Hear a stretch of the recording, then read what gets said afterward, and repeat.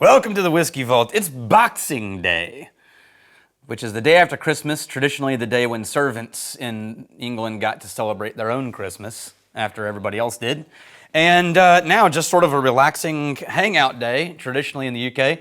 And my Boxing Day every year, so while you're watching this video, is I watch all three Lord of the Rings director's cuts in a row in one shot, starting at like 8 o'clock in the morning.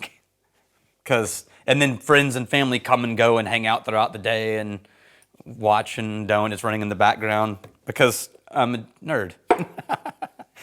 So I'm going to tell you a story, a Crowded Barrel story about single grain whiskey. So in, I don't know, 5, 6, 7 years ago, 5 years ago, something like that, a handful of years ago at Crowded Barrel, we managed to get our hands on about 20 barrels of 14-year-old light whiskey.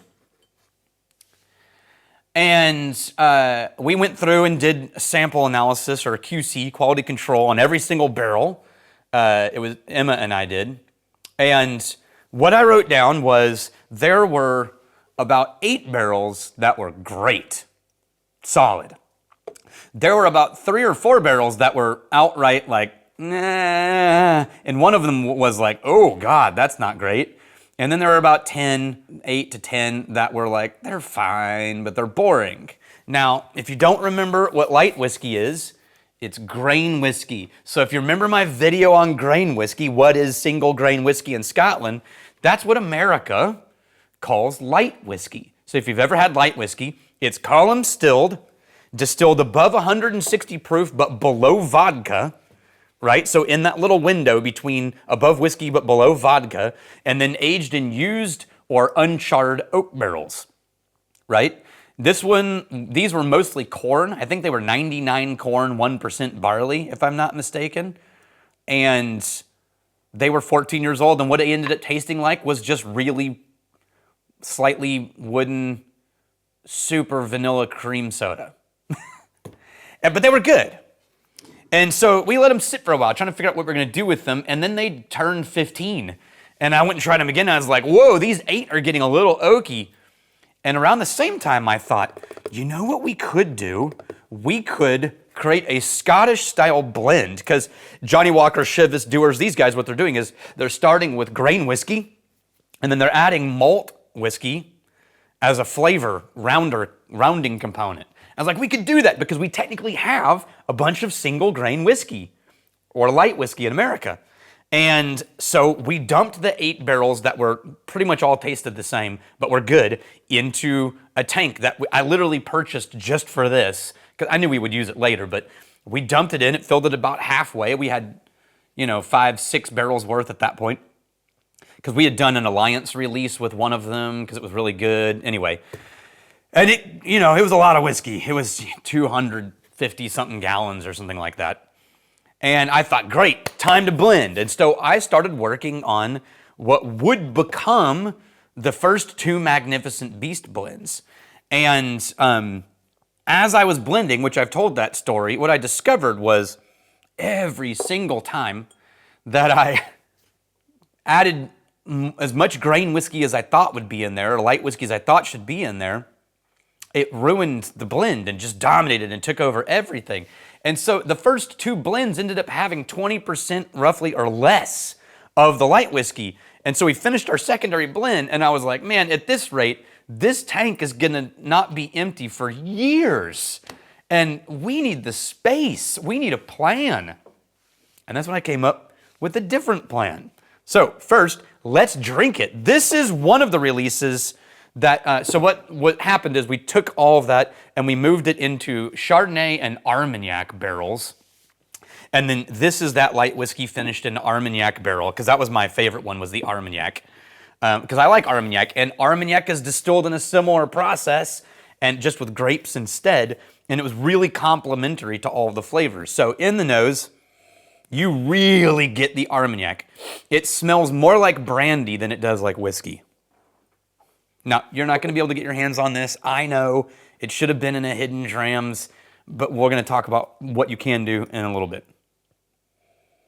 So It still has that super shiny, brittle vanillin that all light whiskey, grain whiskey has for me.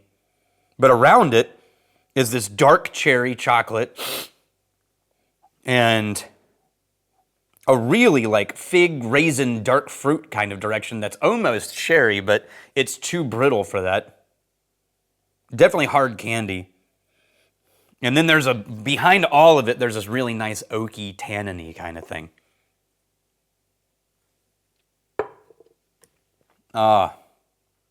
Man, the Armagnac, the one weakness of the original light whiskey was that it was mostly vanilla oak.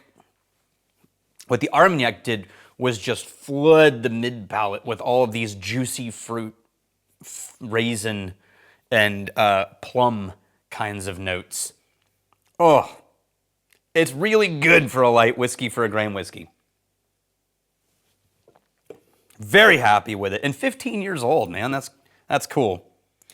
60%, 120 proof. So, everybody in the UK and Ireland knows what single grain is. And for some reason, America never adopted the idea of that category as a whiskey, probably because most people weren't making it.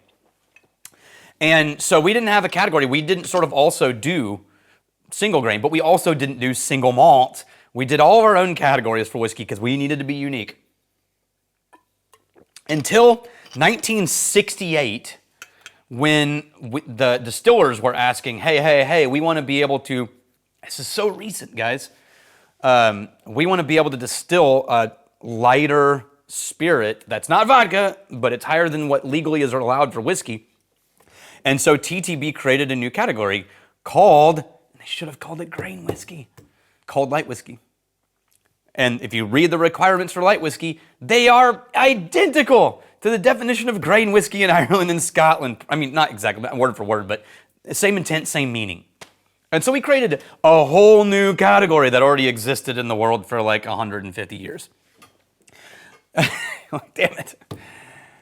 So in America, anytime anyone had this product, and it did not go over well, guys, it bombed. And so you could, we were starting Crowded Barrel, you could buy 15-year-old light whiskey for pennies. I mean, under $1,000 a barrel, you could get 10, 15-year-old age statement barrels of light whiskey because no one was buying it. And this is from MGP, by the way. And now it's a little more, people have started to turn on to, oh, hey, this is a thing. Cat's Eye Distillery, Gene Nassif and the Nassif family, and he really went all in on light whiskey. He was one of them. There's a handful of others that have gone in on light whiskey, and you can find them, but if you see light whiskey on the shelf, you're drinking what Scotland and Ireland is considers to be single grain or grain whiskey. One distillery makes it single grain. Anyway, so they created this whole new category. It didn't really do well, and that's how we ended up with light whiskey. So what I thought was, holy crap, you know what we need to do?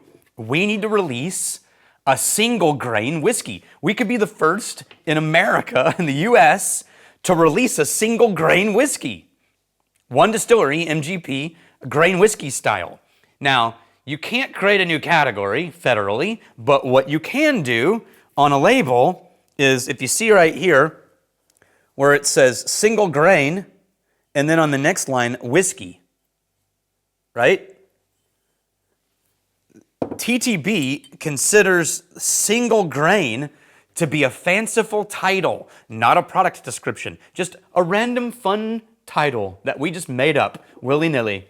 And because the word whiskey is in a different font and a different color and a different size, that's the product designation. So as far as TTB is concerned, this is whiskey. And the word single grain is fanciful, just meaningless. Now, we know that's not true. And then you put light whiskey finished in an Armagnac cask. That made it legal. It's a distilled spirit specialty, technically. And we put the whole description of what it is on the back. I sent that in to TTB, and it wasn't this label. It was a different one. And it just said single grain.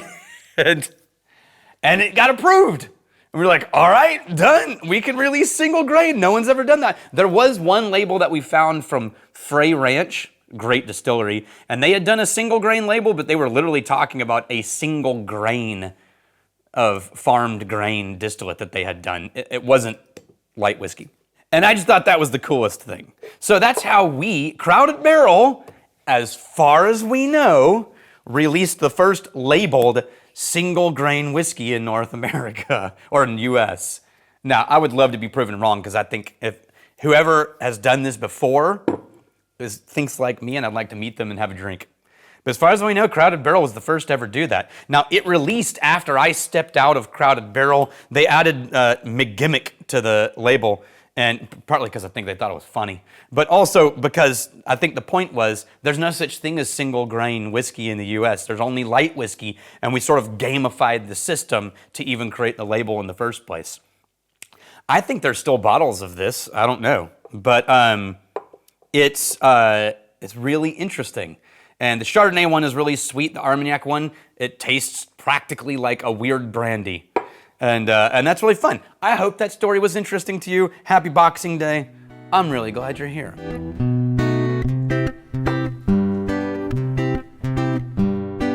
If you like story time on Boxing Day, then like and subscribe.